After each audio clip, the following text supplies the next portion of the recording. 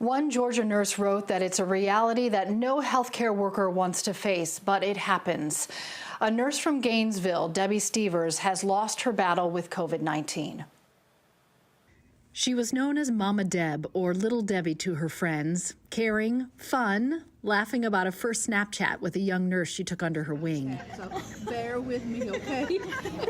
A friend wrote, "You meet good people in your life, but Deb was a level up. She used her God-given ability to see other people and meet them where they were. She worked at Northeast Gainesville Medical Center for 15 years.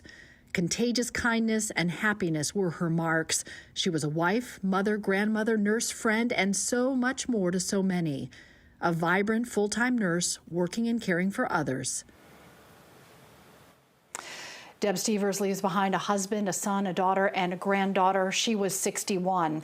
She is North Georgia Health System's only employee to pass away from COVID-19. 113 employees have tested positive out of their 9,000 employees.